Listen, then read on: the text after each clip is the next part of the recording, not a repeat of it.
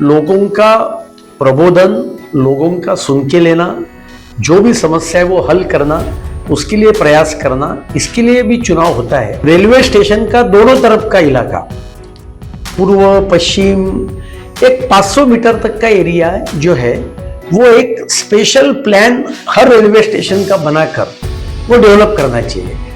आम व्यक्ति पसीने से कमाया हुआ पैसा खर्चा करके फ्लैट परचेस करते हैं, लग के नाला है। वो क्या मांग रहा है? वो कोई चांद नहीं मांग रहा है अपने पास। वो बारी खोलने के बाद थोड़ा ठाक ठीक दिखना चाहिए। उस समय मोदी जी ने सोलर लाइट को बढ़ावा दिया था, तो मैंने सोलर लाइट का प्रपोजल पुटअप किया और पूरे उपनगर में, मुंबई शहर में, स्लम में सोलर लाइट गली में लगाने का पहला पायलट प्रोजेक्ट मेरे कांदिवली पूर्व विधानसभा में शिवनेरी सोसाइटी में किया। 23 नवंबर को वापस हमारी सरकार आ जाएगी, तो ये सरकार के एजेंडा में हमारा कॉमन सिविल कोड महाराष्ट्र में 100% हम लागू करेंगे। नमस्कार, नवभारत नवराष्ट्र के सभी दर्शकों का हमारे खास कार्यक्रम नवभारत संवाद में स्वागत है। लोकसभा चुनाव के दौरान हमने इस कार्यक्रम को शुरू किया था और आप लोगों ने काफी सराहा, काफी देखा और हमारी हौसला अफजाई की। और इसी कार्यक्रम को लेकर हम एक बार फिर आपसे मुखातिब हैं विधानसभा चुनाव को लेकर। और हमारे साथ हैं बीजेपी के प्रत्याशी कांदिवली ईस्ट से अतुल भातखलकर जी। नमस्ते, स्वागत है आपका हमारे कार्यालय में। सबसे पहले अतुल जी हमें ये बताएं कि लिस्ट तो बन रही थी, कई मौजूदा विधायक डरे हुए थे, आप कितने डरे हुए थे कि आपका नाम होगा कि नहीं? मैं बिल्कुल डरा नहीं था, क्योंकि मेरे विधानसभा में कई लोगों ने प्रयास किया था, लेकिन पार्टी ने 6 महीने पहले हर एक का एक रिपोर्ट कार्ड बनवाया था और वो स्वयं देवेंद्र फडणवीस जी ने हर विधायक के हाथ में दिया था। तो वो रिपोर्ट कार्ड भी मेरे पास था, बहुत विस्तृत रिपोर्ट कार्ड था और उसमें सभी फैक्टर पर मेरे को A+ इस प्रकार के मार्क मिले थे। और मेरी पार्टी कैसी सोचती है, कैसा विचार करती है, मेरे को मालूम है, क्योंकि लगभग 28 वर्ष से मैं ये पार्टी में हूँ। तो मुझे पूरी विश्वास था कि पार्टी मेरे को ही टिकट देगी। जनाधार, कार्यकर्ता, नेतृत्व, ये सभी मेरे साथ थे, इसके लिए मैं डरा बिरा बिल्कुल नहीं था। एक स्वाभाविक लेकिन उत्सुकता तो होती है और कई कारणों से लिस्ट जो थी वो थोड़ी लेट डिक्लेयर हुई, तो थोड़ी उत्सुकता लगी थी, लेकिन पहले ही यादी में पार्टी ने मेरा नाम घोषित किया। इसके लिए मैं पार्टी का और सभी नेतृत्व का हृदय से आभार प्रकट करता हूँ। आपके इलाके की बात करें, आपके क्षेत्र की बात करें, तो अभी फिलहाल जो विपक्ष का उम्मीदवार है, जब हम बात कर रहे हैं तो फाइनल नहीं हुआ है, तो किस तरह की तैयारी है आपकी? किस तरह की कोई चुनौती महसूस कर रहे हैं? देखो, मुझे नहीं लगता कोई चुनौती मेरे सामने है, क्योंकि एक तो लोकसभा में 70,000 का लीड हमने माननीय पीयूष गोयल जी को दिया था और मैं हमेशा जनता के बीच में रहता हूँ और ज्याला आपण मराठीत हक्काचा आमदार म्हणतो, ऐसा लोगों में ये फीलिंग है कि ये अपने हक का आमदार है, गोरगरीबों के साथ रहता है। और आपको तो पता ही है कि मैं सिक्योरिटी लेता नहीं हूँ, मेरा फ़ोन मैं ही उठाता हूँ, रिटर्न कॉल करता हूँ और उसका मुझे कोई परेशानी नहीं है, मुझे उसमें आनंद है। और गोर गरीब जनता, सामान्य लोग कभी भी मेरे पास आते हैं। अभी मैं गणपति में अलग अलग मंडलों को विजिट कर रहा था, तो एक जगह पर गाड़ी में बैठते समय स्लम में एक गरीब आदमी आया और उसके बेटे को एक असाध्य रोग से वो परेशान है, पीड़ित है। तो वो सीधा मेरे पास आया और बोला कि ऐसा ऐसा मेरा प्रॉब्लम है। तो मैंने उनको बोला आप नेक्स्ट डे आ जाओ ऑफिस में। तो यानी उसको डर नहीं लगा कि आमदार के साथ मैं कैसा बात करूं, आमदार के पास मैं कैसा आ सकता हूं।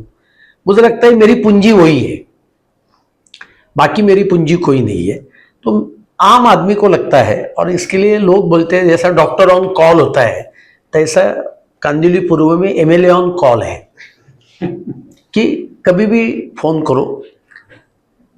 एक महिलाओं ने जो उनके वो स्टाफ क्वार्टर्स की बिल्डिंग है, तो उनके यहाँ पानी की बहुत ही किल्लत थी, तो वो आए कि बाबा बोरवेल करो।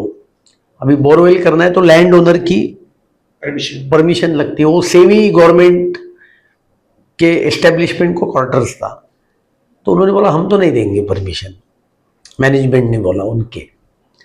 तो मैंने थोड़ा टिकड़मबाजी करके मैंने उनको 72 आवर्स में बोरवेल करके दिया। बाद में उन्होंने भी परमिशन दे दिया। तो वो महिला इतनी खुश हो गई, और मुझे सबसे अच्छा लगा कि उसमें से एक महिला ने, वो अनेक समस्या के लिए मेरे पास आते हैं, तो एक महिलाओं ने बहुत अच्छा कहा कि वो मराठी में कहा, और जो महिला है उनको भी मालूम पड़ेगा। वो महिला ने असं कहा की अतुलजींच्या ऑफिसमध्ये येतो म्हणजे आम्हाला माहेरी आल्यासारखं वाटतं, कुठलंही टेन्शन नाही, कुठलीही चिंता नहीं, आणि आमचे सगळे प्रश्न सुटतील। तो मुझे लगता है कि यही सबसे बड़ी उपलब्धि है मेरी, और इसके लिए कोई चुनौती है ऐसा मुझे लगता नहीं है। लेकिन चुनाव ये जनतंत्र में लोगों तक पहुंचने का, लोगों का, मैंने मेरा रिपोर्ट कार्ड भी सादर किया 15 दिन पहले, 5 बरस में मैंने क्या क्या काम किए, ये भी मैंने एक बहुत बड़ा रिपोर्ट कार्ड करके हुए जनता के बीच में रखा है। तो लोगों का प्रबोधन, लोगों का सुन के लेना, जो भी समस्या है वो हल करना, उसके लिए प्रयास करना, इसके लिए भी चुनाव होता है, और उसके लिए मैं हर मतदार तक पहुंचने का काम अभी बचे हुए 20-25 दिन में करूंगा। अतुल जी, एक आता महिलांचा विषय निघाला, त्याला जोडूनच एक प्रश्न असा आहे की लाडकी बहीण ही जी योजना आहे, याचा कितपत परिणाम म्हणजे तुम्हाला एक इंडिव्हिज्युअल जाणवतोय, आणि एकंदर बीजेपी म्हणून, कारण बीजेपी म्हणून पण तुम्ही सांगायला पाहिजे, म्हणजे प्रवक्ते म्हणून तुम्ही जबाबदार आहात त्याच्यासाठी। नाही बघा, लाडकी बहीण योजना अत्यंत चांगली योजना आहे, आणि 1500 रुपये मध्ये काय होणार असं विरोधक म्हणतात, मग राज्याची आर्थिक परिस्थिती बिघडली असंही खोटं बोलतात, आणि त्याच्यामुळे हे काही खरं नाही आहे। 1500 रुपये हे महिलांकरता खूप महत्त्वाचे असतात, त्याचा अत्यंत सकारात्मक परिणाम आहे। अनेकांना आपली मुलांची फी भरण्याकरता, काही ठिकाणी घर खर्च चालवण्याकरता, अशा पद्धतीने त्या पैशाचा मोठ्या प्रमाणावर उपयोग होतोय। मध्य प्रदेशमध्ये आपण पाहिलं की लाडकी बहीण योजना होती, त्या धर्तीवरचीच ही योजना आहे। मतदारसंघात सुद्धा अत्यंत सकारात्मक परिणाम आहे, कारण 50% स्लम एरिया आहे, आणि त्याच्यामुळे महिलांमध्ये त्याच्यामुळे खूप आनंद आहे। आणि मी आपल्याला सांगतो की राज्याची आर्थिक परिस्थिती वगैरे भक्कम आहे। राज्याची आर्थिक परिस्थिती मोजण्याचे जे काही 1-2 मापदंड आहेत, की पहिला मापदंड कुठला असतो, तर राज्याच्या सकल उत्पन्नाशी राज्याचं कर्जाचं प्रमाण किती आहे। आरबीआयने हे सांगितलेलं आहे 25% पर्यंत तुम्ही कर्जाचं प्रमाण असू शकतं। लाडकी बहीण नंतर सुद्धा आपलं कर्जाचं प्रमाण किती, 18% आहे।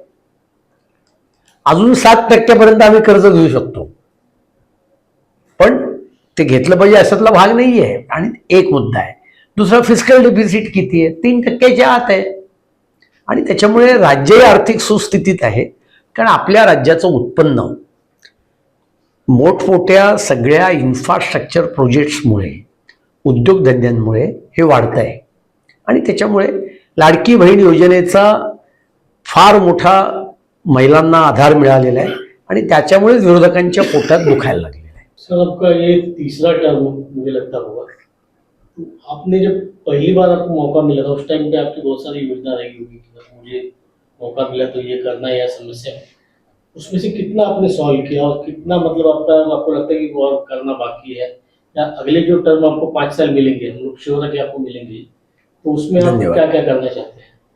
नहीं देखो, जब मैं विधायक बना 2014 में, तब मेरे विधानसभा में एक विशेष प्रॉब्लम था जिसको सीओडी का प्रॉब्लम करके जाना जाता है। मेरे यहाँ मालाड और कांदिवली दोनों जगह पर डिफेंस के डेपोज हैं, उनकी वसाहत भी है। 2008 में तत्कालीन कांग्रेस सरकार ने आदर्श प्रकरण के बाद एक सर्कुलर निकाला था कि कोई भी संरक्षण विभाग के आस्थापना के अगल बगल में डेवलपमेंट 500 मीटर तक करना है तो उनकी एनओसी लेना मैंडेटरी किया था। 2 लाइन का जीआर निकाला था, बैकडेटेड इफेक्ट से निकाला था, और इसके लिए मेरे ही विधानसभा क्षेत्र में लगभग 100 बिल्डिंग जो कानूनी प्रक्रिया पूरी करके रीडेवलपमेंट के लिए गई थी और उनके घर टूट गए थे, वो काम रुक गए थे। हमने वो प्रश्न स्वर्गीय मनोहर पर्रिकर जी उस समय डिफेंस मिनिस्टर थे, उनके माध्यम से मैंने वो हल करवाया और लोगों को बहुत बड़ी राहत उसके कारण मिली। ये एक पिकुलर टू द कॉन्स्टिट्यूंसी ये समस्या थी। बाकी जो जनरल समस्या ये रहती है कि उसमें एक तो गड्ढों की समस्या होती है मुंबई में। आपको जान के बहुत आनंद भी होगा, खुशी भी होगी। आज मेरे विधानसभा में 99% रोड ये सीमेंट कंक्रीट के हो गए। इसके लिए अभी गड्ढे की समस्या लेके कोई आता नहीं है। मैंने पॉलिसी डिसीजन करवाया और स्लम के अंदर के जो बड़े रोड है वो भी मैंने सीसी करने का काम को प्रारंभ किया, पॉलिसी डिसीजन करवाया और उसमें काम मैंने करवाया। डीपी रोड है जो अतिक्रमण है, अपन ह्यूमैनिटेरियन ग्राउंड पे लोगों को प्रोटेक्शन दिया है, तो लोगों को उधर ही रहने की व्यवस्था के लिए पॉलिसी हमने बनवाई। आप विधानसभा कवर करते तो आपने देखा होगा मैंने पीटीसी के ऊपर एक लक्ष्यवेधी डाली थी। तो पीटीसी पीएपी उसके सब रूल अभी ये सरकार ने बदल दिए, तो अभी आसानी से अगल बगल में ही लोगों को घर उपलब्ध हो रहे कॉरपोरेशन को। तो उसके कारण डीपी रोड खुलवाना, क्योंकि यातायात की एक बहुत बड़ी समस्या पूरे मुंबई में है, तो मेट्रो ये तो बड़े बड़े स्कीम है, वो तो करनी ही चाहिए, लेकिन मेरे स्तर पर ये काम मैंने, जैसा बाणडोंगरी डीपी रोड है, मालाड कांदिवली कनेक्शन है, कनेक्टिविटी है। रोड छोटा है, 450 मीटर की लेंथ है, लेकिन 18 मीटर की चौड़ाई है, लेकिन मालाड कांदिवली आप हाईवे को न जाते हुए कनेक्ट कर सकते हैं। वो रोड के काम को मैंने प्रारंभ करवाया। लोखंडवाला डीपी रोड जो गोरेगांव माघाटने डीपी रोड है, 120 फीट रोड, पश्चिम द्रुतगति महामार्ग को पैरेलल रोड है, वो मैंने वाइटल इंफ्रास्ट्रक्चर प्रोजेक्ट करके विधानसभा के माध्यम से डिक्लेयर करवा के लिया और मैंने उसके काम को भी प्रारंभ किया। उसमें 70% काम हुआ, कई काम बाकी है 31%। आने वाले दिन में वो भी काम पूरा हो जाएगा। तो डीपी रोड खुलवाना, पॉलिसी डिसीजन जो एक, क्योंकि विधायक के नाते मुझे लगता है मेरा काम पॉलिसी डिसीजन करवाना भी रहता है। लोगों की रोजमर्रे की समस्या सुलझाने का भी काम करना पड़ता है, वो करना भी चाहिए। तो पॉलिसी डिसीजन भी मैंने ऐसे बहुत सारे किए। मोदी जी हमेशा कहते हैं कि ईज ऑफ लिविंग, चितौड़े कमेटी जब बिठाई मुंबई के 2006 के बारिश के बाद, तो उनके रिकमेंडेशन सरकार ने और महापालिका ने स्वीकारे। उसमें उन्होंने एक रिकमेंडेशन क्या किया था कि नाले को कवर नहीं करने का, जो मेजर ड्रेन्स है, क्योंकि उसके ऊपर अतिक्रमण होता है तो चोकिंग होता है, तो बारिश होता है तो वाटर आउटलेट होना चाहिए। लोग मेरे पास आए और लोगों ने कहा कि बिल्डिंग को लग के नाला है, तो खिड़की खोलते हैं तो क्या दिखता है, तो नाला दिखता है, मच्छर होते हैं, गंदगी होती है। तो मैं महानगर पालिका में मैं गया, तो उन्होंने बोला चितौड़े कमेटी का नॉर्म्स है और हमने वो स्वीकारा है। तो मैंने पीछे लगकर, मेरा दृष्टिकोण यह है कि एक आम व्यक्ति पसीने से कमाया हुआ पैसा खर्चा करके फ्लैट परचेस करते हैं, लग के नाला है, वो क्या मांग रहा है, वो कोई चांद नहीं मांग रहा है अपने पास। वो बारी खोलने के बाद थोड़ा ठाक ठीक दिखना चाहिए। तो मैंने वो अलग अलग पर्याय दिए और जिसको मराठी में या हिंदी में भी बोलते होंगे अर्धगोलाकार, क्योंकि प्लेन कवर करेंगे तो कॉरपोरेशन ने बोला आप एंक्रोचमेंट करेंगे, लोग उधर फेरी वाले बैठेंगे, तो ऐसा अर्धगोलाकार, और बरस में एक ही बार वो साफ करते नाला, तो उसको नट बोल्ट लगाकर वो ऐसा खोलकर उनका मशीन साफ कर सकेगा। इस प्रकार का मैंने एक पायलट प्रोजेक्ट किया और वो पायलट प्रोजेक्ट 6 महीने उन्होंने मॉनिटर किया, वो उन्होंने स्वीकारा, वो मैंने मेरे एमएलए फंड से किया। बाद में कॉरपोरेशन ने ठाकुर कॉम्प्लेक्स और कांदिवली वेस्ट में जो नाले बस्ती से जा रहे हैं उनके लिए पायलट प्रोजेक्ट बनाया और आज वो नाले कवर है और बारिश के पहले वो साफ करने का भी ये होता है। ये मुझे ऐसा लगता है कि समस्या एक दृष्टि से छोटी है लेकिन लोगों के लिए महत्वपूर्ण है। जैसा मैंने दूसरा प्रयोग किया, मैं विधायक होने के बाद स्लम में मैं जाता था तो सभी लोग और विशेषतः महिला वर्ग मेरे पास कंप्लेंट करते थे अंधेरा बहुत है गली में, तो मॉलेस्टेशन होता था, वो एंटी सोशल एलिमेंट काम करता था।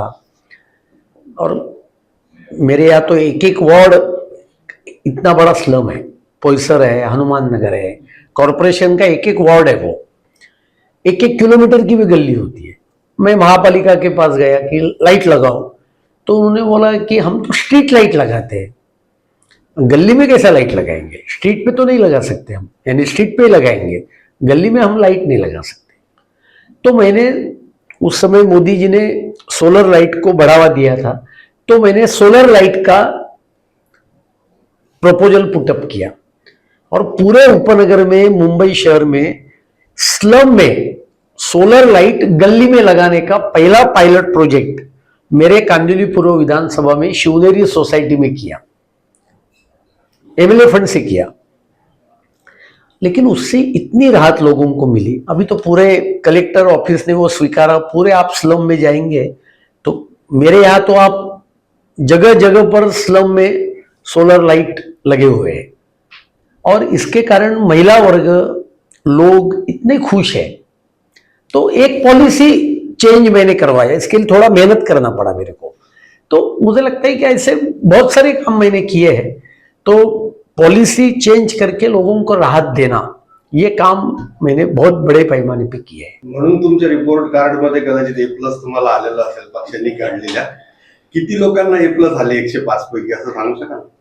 मला काही माहित नाही, याचं कारण असं आहे, मी सुरुवातीलाच म्हटलं की स्वतः देवेंद्रजींनी तो रिपोर्ट एक एक आमदाराच्या हातात दिला आणि त्याच्याशी त्यांनी बोलणं केलं की बाबा रिपोर्टमध्ये हे आलेलं आहे, तुम्ही हे करा। आणि त्यामुळे मला इतर आमदारांचं काही माहीत नाही, तुम्ही अंदाज लावू शकता कारण आता तिकीटं हळूहळू जाहीर होत आहेत त्याच्यामुळे। मेरा अगला सवाल ये है कि भारतीय जनता पार्टी पे आरोप हमेशा से लगता रहा है कि जब इलेक्शन आते हैं तो आप लोग धर्म की बात करते हैं, राम मंदिर की बात करते हैं, समान नागरिक कानून की बात करते हैं। तो नहीं, ये बात बिल्कुल सही है कि मैंने स्वयं जब उत्तराखंड सरकार ने कॉमन सिविल कोड यूसीसी लागू करने का प्रावधान किया और जब सुप्रीम कोर्ट ने ये डिसीजन दिया कि राज्य को अधिकार है, तब तक ऐसा लगता था केंद्र को अधिकार है। तो मैंने स्वयं विधानसभा के अंदर बाहर महाराष्ट्र के सरकार ने भी कॉमन सिविल कोड लगाना चाहिए, ये मांग मैंने की। ये वस्तुस्थिति है, अभी तक वो पूरी हुई नहीं है, लेकिन अभी 23 नवंबर को वापस हमारी सरकार आ जाएगी तो ये सरकार के एजेंडा में हमारा कॉमन सिविल कोड महाराष्ट्र में 100% हम लागू करेंगे। क्या आप लोग जो अभी अपना चुनावी घोषणा पत्र बनाएंगे इसमें इसको मुद्दा बनाएंगे? देखो, अभी मैं चुनावी घोषणा पत्र का सदस्य भी हूँ, मैंने ये सुझाव भी रखा है और मैंने ये कहा भी है, अभी वो आने वाले दिन में चुनावी घोषणा पत्र डिक्लेयर होगा। लेकिन मुझे लगता है कि क्योंकि मैं विधानसभा के बीच में सत्र में इसके ऊपर भाषण भी किया था और जो मैंने उधर सवाल खड़े किए थे, विरोधक सामने बैठे थे, तो देखो हमारे यहाँ दृष्टिकोण साफ है, हम मजहब के एंगल से ये नहीं सोच रहे। कॉमन सिविल कोड ने क्या बचा है, आज के समाचार पत्र में मेरे ख्याल से ठाणा की केस है, हाईकोर्ट का ऑर्डर आया है कि कोई मुसलमान व्यक्ति गई थी तो हाईकोर्ट ने कहा है कि उनको 4 शादी रजिस्टर करने का अधिकार है, गलत नहीं है। आप मुझे बताओ कौन सी मुसलमान माँ ऐसी होगी कि उसको लगेगा कि अपनी बेटी को और एक क्या बोलते हैं सौतन आनी चाहिए? कौन सा मुसलमान बाप होगा? कौन सी मुस्लिम महिला ऐसी होगी? हम कोई मजहब के एंगल से इसकी तरफ नहीं देख रहे। अपन सब जब पूरी दुनिया, हिंदू समाज, सभी लोग समानता के तरफ जा रहे हैं, इसके लिए मुझे लगता है कि उस दिशा में जाना चाहिए। इसके लिए मजहब के एंगल से रंग वो दे रहे, हम नहीं दे रहे। वो करते थे तो हमको ये मौका ही नहीं मिलता था। अतुलजी, लोकसभेला मोदीजी बहुमतानं निवडून येतील असा अंदाज होता, मात्र काँग्रेसनं आणि महाविकास आघाडी महाराष्ट्रात दमदार बाजी मारली। त्याच्या मागे नरेटिव्ह हा एक शब्द आला आणि संविधान बचाव, त्याच्यानंतर मग फेक नरेटिव्ह फिरली आणि मग तुम्ही फेक नरेटिव्हवरती बऱ्याच मुलाखती केल्या। यावेळी विधानसभेला तुम्हाला असं कोणतं नरेटिव्ह वाटतं आणि ते कोणतं फेक वाटतं सांगा? बघा, फेक नरेटिव्ह ते खूप चालवण्याचा प्रयत्न करतील। जसं लाडकी बहीण बंद केली, आता नोव्हेंबरचे पैसे दिले ना, तर बंद कुठे केली? पण एक इकोसिस्टीम आहे त्यांची, आणि मग ती इकोसिस्टीम पटापट रिप्ले करते, काम करते। आरक्षण काढणार, कोणी आरक्षण काढणार नव्हतं। आणि त्यामुळे मला असं वाटतं की आता काही फेक नरेटिव्ह चालणार नाही। आता लोकांसमोर आम्ही हाच मुद्दा घेऊन गेलेलो आहोत। 2.25 वर्षातलं आमचं काम आणि 2.5 वर्षातलं यांचं काम, अंधार युग आणि आमचं हे विकासाचं काम। आम्ही मेट्रो बनवली, आम्ही जलयुक्त शिवार बनवलं, आम्ही सिंचनाच्या योजना आणल्या, हर घर में नल से जल आणलं, प्रधानमंत्री आवास योजना आणली आणि इथली कामं पूर्ण करून दाखवली ना। मेट्रो पूर्ण केली, अटल सेतू पूर्ण केला, कोस्टल रोड पूर्ण केला। त्यांच्याकडे काय आहे बोलण्यासारखं? मला आश्चर्य वाटतं, शरद पवारांसारखा इतका मोठा नेता म्हणतो की मला संधी द्या, मी महाराष्ट्राचा चेहरा बदलेन। अरे, तुम्ही इतके वर्ष मुख्यमंत्री होतात आणि शरद पवार मुख्यमंत्री असताना मुंबई पुणे एक्सप्रेस हायवे याची चर्चा चालू होती। तो कोणी केला? तो युती सरकारने केला। जो अटल सेतू ची पहिली चर्चा कधी चालू झाली? 1972 साली। बोधे नावाचे आर्किटेक्ट होते, तुम्ही करून बघा गुगल। बोधेंनी 1972 ला ही कल्पना मांडली होती। पूर्ण कोणी केला? पूर्ण आम्ही केला 2014 नंतर। आज अटल सेतूमुळे किती मोठा फरक या सगळ्यामध्ये झाला आहे। आणि त्याच्यामुळे बघा, त्यांच्याकडे दुसरे मुद्दे नाही आहेत। फेक नरेटिव्ह चालवतील, जातीपातीवर बोलतील, धर्मावर बोलतील, विकासाच्या मुद्द्यावर बोला। कालच आदित्य ठाकरे म्हणाले की वरळी असू देत, वर्सोवा असू देत, आपण कोळीवाडे संपवा आणि त्यांना एखाद्या बिल्डिंग मध्ये टाकून स्थानिक रहिवाशांना बाजूची प्रॉम्प्ट जागा तुम्ही बिल्डरला द्या। आदित्य ठाकरे एक तर अज्ञानी आहेत किंवा ते खोटं बोलत आहेत। आता मी 2च उदाहरणं देतो। त्यांचं सरकार असतानाच कोस्टल रोडच्या ब्रिजमधलं 2 पिलरचं अंतर वाढवा अशी मागणी होती।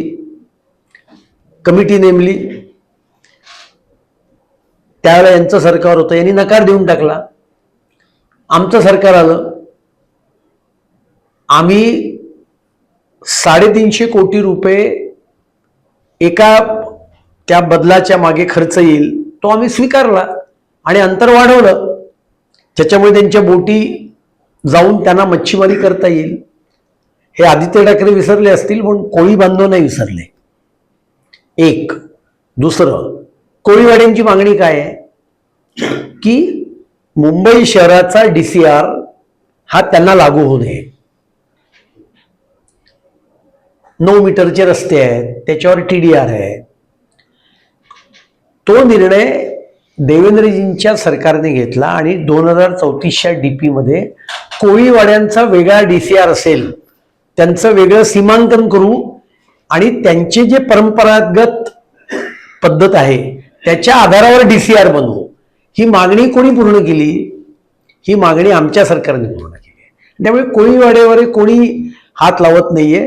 आदित्य ठाकरेंना म्हणावं, तुम्ही 2.5 वर्षात कोविडच्या काळात आणि तुम्ही मंत्री असताना कधी कोळीवाड्यात फिरकला पण नाहीत आणि आताही फिरकला नाहीत. त्याचा कोळी बांधव तुम्हाला जाब विचारतायत, हे त्यांनी लक्षात ठेवा. महाविकास आघाडीचे गृहमंत्री अनिल देशमुख यांनी डायरी ऑफ होम मिनिस्टर पुस्तक लिहिले. आपण बरीच ठिकाणी नाही, लिहिणार आहेत ते. 3 भाषेमध्ये ते येणार आहे लवकरच, त्यांनी असं जाहीर केलं. आपण आतापासूनच त्यांच्यावर टीका करायला सुरुवात केली. त्यांनी सांगितलं की मला जबरदस्तीनं 14 महिने आणि तुरुंगवासात टाकलं, माझ्यावर आरोप केले, CD काय म्हणतो. नाही, म्हणून तर मी आज ट्विट केलंय ना की त्या डायरीमध्ये महिन्याला 100 कोटी मिळवण्याचे सहज मार्ग काय आहेत ते काही सांगा तुमच्या त्या पुस्तकामध्ये. असं आहे, अनिल देशमुख हे विसरण्याचा प्रयत्न करतायत. त्यांची इन्क्वायरी कोणी लावली? मुंबई हायकोर्टाने लावली ना, भाजप सरकारने नाही लावली. मुंबई हायकोर्टाने सांगितलं ना CBI ला इन्क्वायरी करा म्हणून. आम्ही थोडी सांगितलं काही. भाजपचा काय संबंध आहे? अहो, त्यांचे 2-2 PS तुरुंगात होते, त्यांचं कन्फेशन आहे. PS त्यांचेच होते. ते जे आयुक्त होते परमवीर सिंग, त्यांना कोणी नेमला? त्यांनीच नेमला ना, आम्ही थोडी नेमला परमवीर सिंगांना. आणि त्याच्यामुळे असं खोटं बोलून काही उपयोग नाही. त्यामुळे जरूर पुस्तक लिहा, पण त्या पुस्तकामध्ये चार्जशीटमध्ये जे लिहिलं आहे सगळं, त्याला उत्तर देण्याचा प्रयत्न करा. अतुलजी, विषय एक असा आहे की हे सगळे शहरी मतदारांचे मुद्दे जे आहेत, तुम्ही सांगितलं की पोस्टल रोड असेल किंवा अटल सेतू, त्याच्यामध्ये आरक्षण हा एक खूप मोठा मुद्दा, म्हणजे शहरामध्ये कदाचित काम करणार नाही, पण तो महाराष्ट्रामध्ये खूप मोठ्या प्रमाणामध्ये दिसतोय सध्या तरी. तर ते कसं काय, म्हणजे भाजप त्याच्या टार्गेटवर आहे, म्हणजे सॉफ्ट टार्गेट आहेत देवेंद्रजी, त्याच्यामुळे ते देवेंद्रजींना टार्गेट करण्याचा प्रयत्न करतायत. पण आपण एक लक्षात घ्या, आमच्या सरकारने मराठा आरक्षण दिलं. सुप्रीम कोर्टात उद्धव ठाकरेंचं सरकार असताना ते टिकू शकले नाही. साधे वकील नेमता आले नाहीत, भाषांतर करून देता आली नाहीत. आता आमचं सरकार आलं, आम्ही 10% आरक्षण दिलंय ना मराठा समाजाला आता. आणि मूळ मुद्दा काय आहे, जरांगेंची मागणी काय आहे की OBC मधनं मराठा समाजाला आरक्षण द्या. आम्ही 10% वेगळं आरक्षण दिलेलं आहे. शरद पवारांनी, उद्धव ठाकरेंनी, काँग्रेसने त्यांची भूमिका स्पष्ट करावी. आम्ही आमची भूमिका स्पष्ट केलेली आहे. आम्ही 10% मराठा समाजाला आरक्षण दिलंय. OBC समाजामधनं आम्ही मराठा समाजाला आरक्षण देणार नाही. आम्ही आमचं वेगळं आरक्षण दिलं. या संदर्भात या 3 पक्षांनी आपली भूमिका स्पष्ट करावी. OBC समाजाच्या आरक्षणाला धक्का न लावता आम्ही आरक्षण दिलेलं आहे आणि त्यामुळे लोकांमध्ये हे लक्षात आलेलं आहे. आणि त्याच्यामुळे आता तर जरांगे म्हणतात की ते उमेदवार उभे करणार आहेत, काही लोकांना पाडणार आहेत. लोकशाही आहे, प्रत्येकाला निवडणूक लढण्याचा अधिकार आहे आणि त्याच्यामुळे त्यांनी ठरवावं काय ते. माधवी, सर, काय आव्हान द्याल आज डिजिटल थ्रू जनतेला? तुम्हाला काय आव्हान द्यायचं किंवा काय सांगायचं? नाही, मी मुंबईकर जनतेला किंवा महाराष्ट्राच्या जनतेला एवढेच हात जोडून विनंती करीन की त्यांनी मतदान करताना विकासाच्या मुद्द्यावर, राष्ट्रवादाच्या मुद्द्यावर विचार करून त्यांनी मतदान करावं. शेवटी जलयुक्त शिवार असेल, सिंचन योजना असतील, ग्रामीण भागातले रस्ते असतील, शहरांमधले इन्फ्रास्ट्रक्चर, मोठमोठे प्रोजेक्ट्स असतील, असा विकासाचा झंझावात आम्ही उभा केलाय. त्याच वेळेला प्रतापगडाच्या पायथ्याशी अफजल खान वधाचा लाईट अँड साऊंड शो हा याच सरकारने उभा केला. जो खरा इतिहास आहे तो लोकांसमोर आणतोय.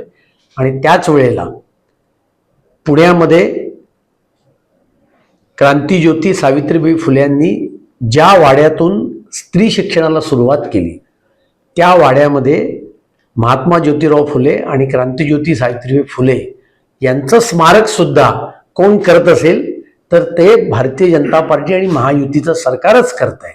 आणि त्यामुळे आमच्या दृष्टीने राष्ट्रवाद, सामाजिक समता, विकास या सगळ्या एकाच नाण्याचे वेगवेगळे पैलू आहेत आणि त्यामुळे मतदान करताना या मुद्द्यावर लक्ष ठेवून लोकांनी मतदान करावं अशी माझी लोकांना विनंती आहे. अतुल जी, अंतिम प्रश्न ये है कि आप एश्योर कर रहे हैं कि यूटी की सरकार, मतलब कि महायुति की सरकार आएगी, क्या ये भी एश्योर करेंगे कि जो अगला सीएम होगा वो बीजेपी का होगा?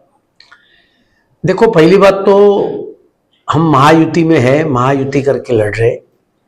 भारतीय जनता पार्टी में कोई भी व्यक्ति एक विशिष्ट पद के लिए काम नहीं करती और इसके लिए ये आपकी इच्छा होगी कि भारतीय जनता पार्टी का मुख्यमंत्री हो, आपको धन्यवाद उसके लिए. लेकिन हमारे दृष्टि से महायुति का सरकार आना, जैसा मैंने कहा कि राष्ट्रवादी विचारों का और विकास काम करने वाला माननीय मोदी जी ने जो विकसित भारत का सपना देखा है उसमें महाराष्ट्र का भी योगदान देने वाला, महाराष्ट्र को विकसित करने वाला सरकार आना चाहिए. भारतीय जनता पार्टी सबसे बड़ी पार्टी है, सबसे ज्यादा सीट हम ही लड़ रहे और हम तीनों को मिलकर सरकार भी आएगी, ये 100% तय है. महायुतीचं जर सरकार आलं तर अतुल भातखळकर मंत्री असतील का?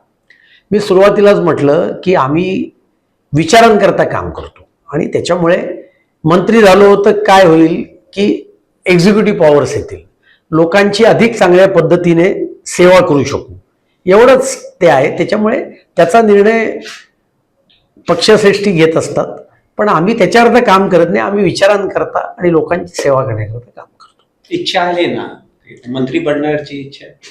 इच्छा तर प्रत्येकाची असते, त्यात काहीच म्हणजे काही गैर पण नाही. आणि पण मी म्हटल्याप्रमाणे त्याच्याकरता कोणी काम करतं भारतीय जनता पार्टीत असं नाहीये, एवढंच आहे. ये थे इच्छा जरूर है. एक आगे सवाल है कि आगामी आपकी विधानसभा में क्या योजनाएं हैं कि जो करने वाले हैं? जैसे मैंने कहा कि कई सारी डीपी रोड्स है वो डेवलप करना बाकी है, वो आने वाले दिन में डेवलप हम करेंगे. रीडेवलपमेंट हो रही है तो नए नए प्लॉट्स डेवलप हो रहे हैं. अभी हाल ही मैंने 12,000 स्क्वायर मीटर का एक प्लॉट जो गार्डन के लिए आरक्षित है वो महापालिका के पास सुपुर्द करवाया. तो अभी वो भी डेवलप करना है. अच्छा गार्डन, प्रेरणादायी कुछ उधर बातें लोगों के लिए करेंगे. ऐसे अलग अलग प्रकल्प आज भी है, वो आने वाले दिन में सभी पूरा करेंगे. अकुर्ली सबवे का वाइडनिंग हमने पूरा कर दिया 5 बरस में ही. तो यातायात की एक बहुत बड़ी समस्या स्वाभाविक रूप से होती है और मेरे मन में ये सिर्फ मेरे विधानसभा के लिए नहीं, सही में तो मुंबई के लिए करना चाहिए. देखो, मेट्रो के स्टेशन के पास आपको भीड़ नहीं दिखेगी क्योंकि उसके आउटलेट 3-4 आउटलेट है, आपने बारकाई से देखा होगा. तो ये रेलवे स्टेशन के लिए क्यों नहीं होना चाहिए? आज रेलवे स्टेशन के तरफ जाएंगे तो प्लेटफॉर्म तक जाने के लिए कई बार लोगों को संघर्ष करना पड़ता है. तो मेरी ये कल्पना है कि रेलवे स्टेशन का दोनों तरफ का इलाका, पूर्व पश्चिम, एक 500 मीटर तक का एरिया जो है वो एक स्पेशल प्लान हर रेलवे स्टेशन का बनाकर वो डेवलप करना चाहिए. उधर पर्याप्त मात्रा में पार्किंग होना चाहिए, रिक्शा के लिए पार्किंग होना चाहिए, जो निजी व्हीकल लोग आते हैं उनके लिए पार्किंग होना चाहिए, आउटलेट, लोगों को बाहर निकलना अंदर आना ये सुविधाजनक होना चाहिए. ऐसा हर स्टेशन का एक छोटा सा डेवलपमेंट प्लान ये बनकर वो नियोजनबद्ध इसमें पूरा करना चाहिए. ये एक मेरे मन में बहुत कल्पना है. उसके लिए कानून में भी थोड़े बदलाव करने पड़ेंगे, लेकिन वो भी करने की मेरी एक बहुत बड़ी इच्छा है. क्योंकि अगल बगल के डीपी रोड एनक्रोच है, कोई प्रकार के ये काम उधर चलते हैं, तो वो सब एक अच्छा सेंटर वो होना चाहिए, ऐसा मेरे को लगता है. हम सबकी इच्छा है कि आप अगले सरकार में मंत्री बनेंगे धन्यवाद. और इस सारी इच्छाओं को फलीभूत करेंगे जी. और इसको इम्प्लीमेंट करेंगे. तो ये थे अतुल भातखळकर साहब हमारे साथ ऑफिस में. इन्होंने सभी मुद्दों पर बेबाकी से बात की, सारे प्रश्नों के सटीक जवाब दिए. हम उन्हें शुभकामना देते हैं चुनाव के बारे में और अब वो प्रचार कार्य में कल वो नॉमिनेशन करेंगे और उसके बाद प्रचार कार्य में जुट जाएंगे, और अगली बार जब वो चुनाव जीत कर आएंगे तो दोबारा हम उनसे संवाद करेंगे। आप हमारे कार्यालय में आए, बहुत बहुत धन्यवाद। मैं भी नवभारत और नवराष्ट्र को ढेर सारी शुभकामनाएं देता हूँ, और आज मुझे आमंत्रित किया, मेरा सम्मान भी किया, इसके लिए आपको मैं हृदय से, आपके सभी पाठकों को हृदय से धन्यवाद देता हूँ।